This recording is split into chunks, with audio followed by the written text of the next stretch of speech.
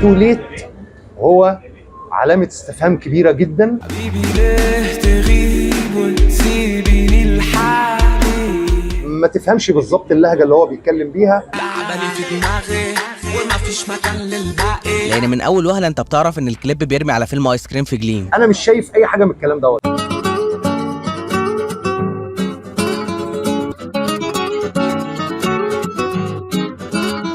انا عارف انه كلمة حرامي دي تقيلة شوية. واحد يقول لي على فكرة انت يعني متحامل جدا على الراجل وما قلتش اي حاجة عدلة في حقه. انت مهم، انت مهم. محدش فاهم حاجة. البوستر فينتج كده وتسعيناتي فمخدم على المود العام للالبوم. مفيش اي فن في الموضوع. مفيش منه شغل ابو بلاش. في غلط في الموسيقى انتهى. توليت ان احنا يوصل بينا الزمن ان احنا نسمع توليت.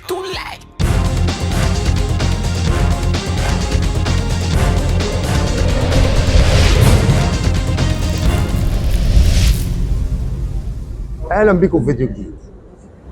الفيديو بتاعنا النهارده من الفيديوهات اللي انا بعملها عن الاغاني اللي بتظهر جديده او المطربين اللي بيظهروا جداد عن طريق الترند. في الفتره اللي فاتت اعلى نسبه مشاهده واكتر سيرش او الترند اللي كان موجود في مصر كلها كان على كلمه غريبه جدا. انا الحقيقه بالعربي وبالانجليش ما كانش ليهم اي معنى عندي.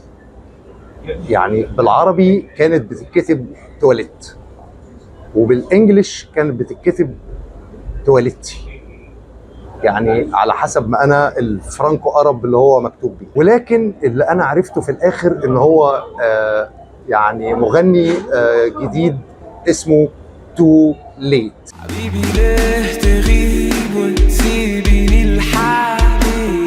المهم ان انا قررت ان انا اتفرج على التوليت واحاول ان انا اشوف طيب هل هو فعلا يستحق انه يبقى ترند ولا الموضوع فيه كلام. فقلت طيب اكيد ان الراجل ممكن يكون صوته حلو جدا لدرجة ان الناس اتعلقت بيه ووصل لمرحلة انه يبقى ترند بالشكل اللي انا شايفه دوت.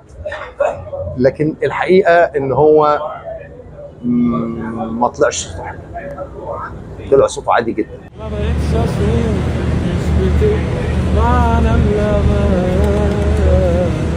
طيب يمكن يكون يعني شاب وسيم جدا وشادد البنات الصغيرة والشباب الصغير وكده.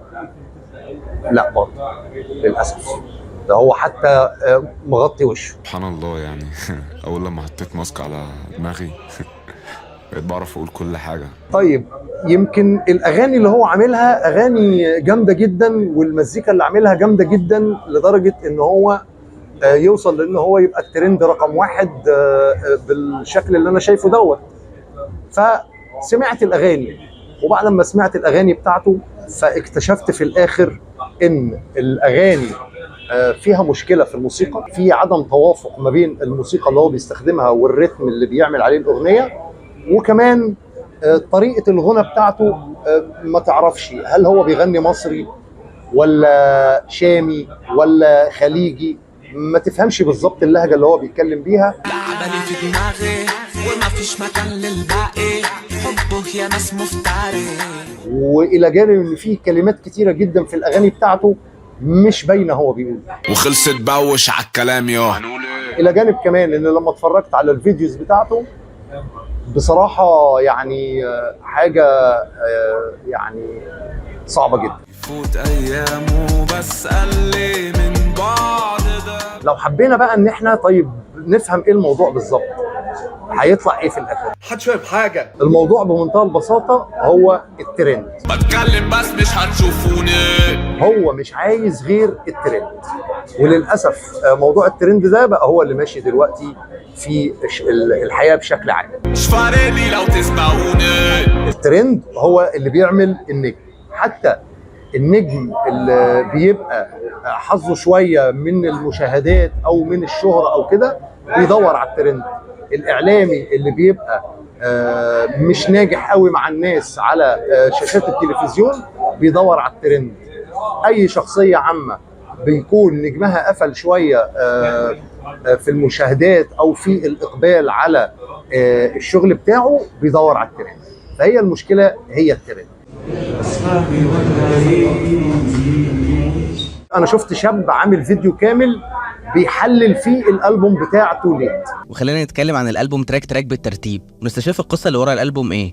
وماسك اغنيه بيحللها. مبدئيا كده الميكسنج والماسترنج جامدين فشخ، وحاسس بصراحه ان توليد كان بيسمع حميد الشاعري فتره تحضير الالبوم ده. اما عن قصه التراك فهي ان توليد بيحب واحده حبا جمه، والحقيقه طالع بيه السما. يعني بيقول لك ده هو في الفيديو كليب دوت بيقصد كذا، وفي الفيديو كليب ده بيقلد عمرو دياب في فيلم ايس كريم في جليم. فنغمه الانترو دي من اغنيه بعدت ليه لعمرو دياب، ودي هتبقى حركه صايعه قوي لو صح، لان من اول وهله انت بتعرف ان الكليب بيرمي على فيلم ايس كريم في جليم. انا مش شايف اي حاجه من الكلام دوت. يعني هو لابس سويتر بتاع شبه عمرو دياب، فايه كمان لقطه لما توليت قاعد في المطعم وطلب ايس كريم، طلع الام بي 3 وطلع نفس السماعه اللي شبه سماعات الكول سنتر دي. يعني عايزين نوصل لايه في الاخر؟ انت راجل اصلا مخبي وشك. هتقول لي ان في مثلا مغنيين عالميين زي مثلا المطربه الاستراليه سيا، مخبيه وشها كله ما عدا الجزء اللي تحت الانف بالبق كده بس. فهقول لك الست دي صوتها جميل، صوتها عبقري، مش محتاج انك انت تشوف وشها علشان تستمتع بالاغنيه بتاعتها. دي حاجه في حته تانية.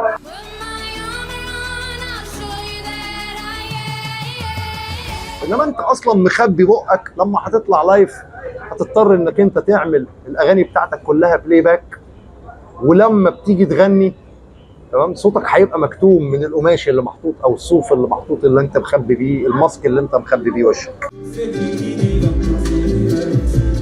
فالحقيقه يعني اختياراته كلها مش موفقه، لا الالحان ولا الايقاع ولا صوته يشدك ولا الكلمات تحس ان فيها. يعني بص تحس كده ان هو ايه شويه في الاغنيه بيتوهك، ما انتش فاهم ايه اللي مطلوب او ايه اللي هو عايز يوصل منه في اخر الاغنيه. مش هتقدر انك انت تفهم. قبل ما تكلمني اديني كاش، مفيش منه شغل ابو بلاش. هي عباره عن مقاطع متجمعه كلام موزون جنب بعضه بحيث ان هو يحطه على رتم وميلودي والدنيا ماشيه. انتي خدتي too much love from me. وانا بسيرش على تو ليت على اليوتيوب لقيت فيديو للموسيقار عادل حقي. الموسيقار عادل حقي طبعا ده راجل موسيقار كبير جدا وبيعمل موسيقى تصويريه لافلام ولمسلسلات مشهوره جدا وحاجات مستواها عالي جدا. يعني انا مش في مجال ان انا اقول مين هو عادل حقي، فراجل موسيقار ليه وضعه. فلما الراجل دوت يقول على ان تو ليت عنده مشكله كبيره جدا في الايقاع وفي الموسيقى ومشاكل كبيره في موسيقيا، يبقى انا ما ينفعش ان انا اتكلم بعد. انا بعلق ان في حاجه موسيقيا غلط.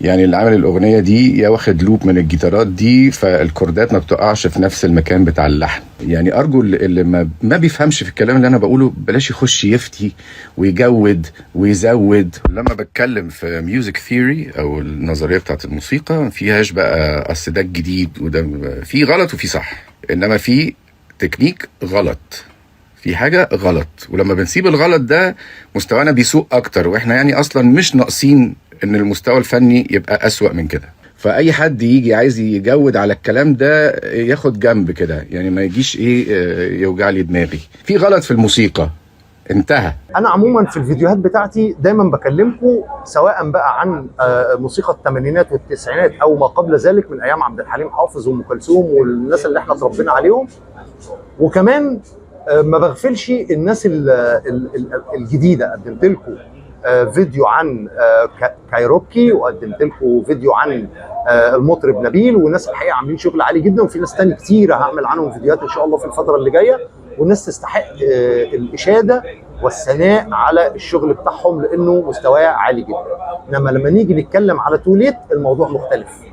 الراجل ده عنده مشكله كبيره، مشكلته ان الناس بتحب الترند وبتحب الحاجات الغريبه، فهو هتبقى حاجه وقتيه وهتروح لحد. جاي كله تو ليت. انا هعرض لكم شويه فيديوهات كده من التيك توك ومن الشورتس للناس وهي بتعمل فيديوز على الاغاني بتاعت تو ليت. مش عارف هل هم الموضوع دوت كنوع من انواع تضييع الوقت وبس، ولا هم فعلا معجبين بالفيديوهات بتاعته ومستمتعين بالاغاني بتاعته كصوت ومزيكا وخلافه. بيسألوني عليه مش بيظهر ليه حبيبي ليه تغيب وتسيبيني لحالي بيسألوني عليه مش بيظهر ليه. طبعا هو عامل فعلا او ليه معجبين كتير جدا، وانا ما بحجرش على راي حد، ولكن انا الحقيقه مستغرب من الوضع. يعني الوضع بالنسبه لي كان غريب شويه ان الناس تبقى معجبه بيه بالشكل الكبير ده. في فيديو لشاب لطيف كده على اليوتيوب بيحاول يكشف شخصيه تو ليت، وفي فيديوهات كتيره طبعا معموله عن الموضوع ده. هل هو مهاب ولا خفاجه؟ الناس اللي بتقول خفاجي ولا مهاب، الناس دول والله العظيم يعني انا عايز اقول لهم رابطين الموضوع ده بنبره الصوت، فانتوا فاهمين الدنيا غلط يا جماعه. تو ليت استحاله يكون مهاب، مفيش وجه شبه اصوات بجنيه. صوت متشابه مع مهاب نسبيا، وبالذات في اخر تراك ده طالع الصوت زي مهاب جدا. حد جاي من زمن قديم وجاي دلوقتي تفتكر مين تو ليت؟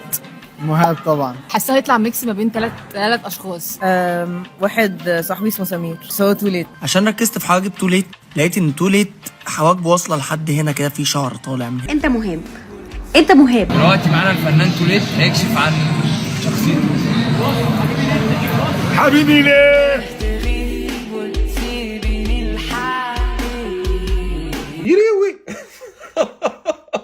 واحد عامل فيديو عن تو ليت انه بيفخم قوي في الارت وورك بتاع الالبوم، عباره عن واحد ملثم ماسك ورده. حابب اشيد جدا بالارت وورك، واعتقد ان اخونا بايجر هو اللي عاملها. البوستر فينتج كده وتسعيناتي، فمخدم على المود العام للالبوم، وكمان التنفيذ فيه جميل جدا. مفيش اي فن في الموضوع. يعني انا اصلا لما اكون واحد مخبي وشي مفيش اي نوع من انواع الرومانسيه في ان انا اخبي وشي، فماسك ورده حمراء وعامل نفسي ان انا راجل يعني عاشق وبعمل يعني اغاني عاطفيه وواحد عاطفي. يعني يجي منين؟ يعني التركيبه دي تيجي ازاي؟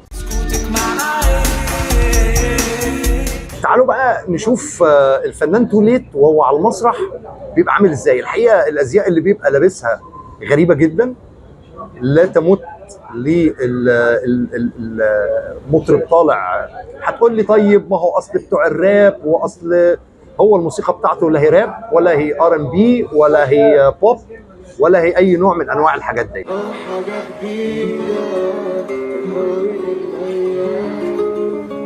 تعالوا طيب اوريكم فيديو كمان وهو لايف في حفله على المسرح، والصوت بتاعه بسبب الماسك اللي هو لابسه، الميكروفون يعني تاثيره على الصوت في الميكروفون. يعني هو الراجل صوته عادي وكمان لابس ماسك فالصوت مكتوم. فيا جماعه يعني حد يقول لي اللي رايح الحفله هيتفرج على ايه؟ اكتبوا لي يا جماعه في التعليقات يعني ايه اللي ممكن واحد يستمتع بيه، ايه نوعيه المتعه ان انا اروح اتفرج على واحد مقنع واقف بيتنطط على المسرح ما بيعملش حاجه والاغنيه بلاي باك.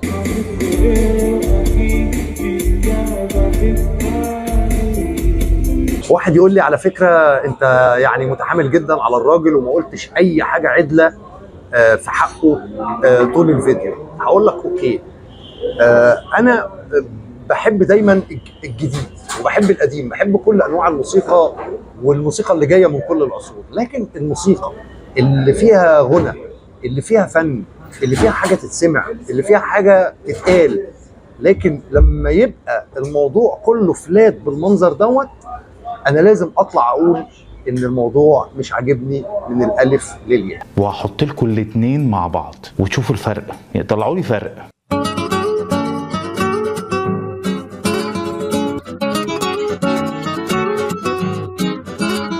انا عارف انه كلمه حرامي دي تقيله شويه. فكره ان انا اسمي نفسي توليت فكره جيده. انا شايف ان الاسم لطيف، لكن هو مكتوب بالعربي غلط ومكتوب بالانجلش غلط وملوش دعوه اصلا بكلمه توليت اللي انا اقدر ان انا افهمها. يبقى معنى كده ان برضه في حاجه غلط.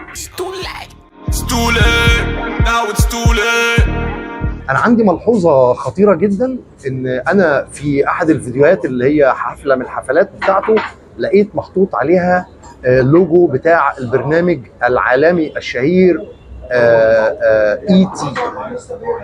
وكمان في اللايف او في فيديو من الفيديوهات بتاعته اللايف كان في اعلان لمنصه او شركه سبوتيفاي العالميه. يبقى انا دلوقتي شايف ان في سبورت من شركات كبيره جدا للنوعيه دي من الاعمال انها تغزو الاسواق بتاعتنا وتغزو العقول في الوقت اللي احنا عايشين فيه اليومين دول.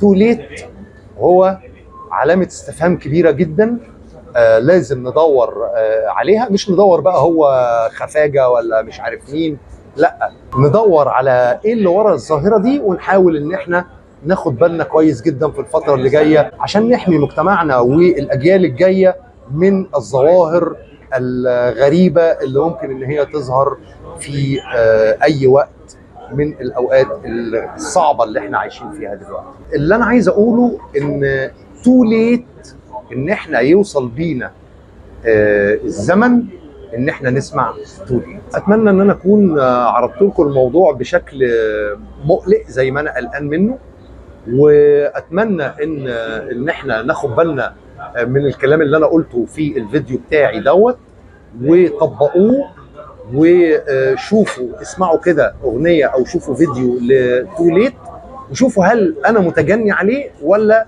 الموضوع فعلا مقلق والموضوع فعلا بعيد تماما عن انه يكون فن وانه يكون غناء. ده نوع من انواع الفيديوهات اللي انا هعمل منها في الفتره الجايه، مش هجوما على الناس ولكنه هو فيديو نقدي لعمل يقال او يسمى بانه عمل فني، ولكنه من وجهة نظري الشخصية بعيد تماما عن الصفة او الشكل الفني اللي المفروض يكون عليه. والناس طبعا اللي ما عجبهمش الفيديو بتاعي اللي هم بيحبوا توليت، اتمنى برضو انهم يعملوا لايك واشتراك في القناة علشان لما اعمل فيديو تاني بتكلم على توليت يجي لهم اشعار ويتفرجوا على الفيديو. اتمنى منكم انكم تكتبوا لي في التعليقات اللي تحت الفيديو رايكم في الكلام اللي انا بقوله، سواء انت موافق عليه او مش موافق عليه، علشان نقدر ان احنا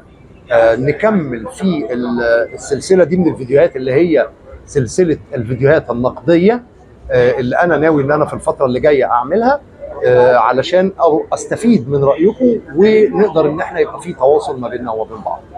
واللي عجبه طبعا الفيديو يشترك في القناه عشان تجيله اشعارات بالفيديوهات القادمه. اتمنى ان الفيديو بتاع النهارده يكون عجبكم واشوفكم فيديو جديد قريب ان شاء الله.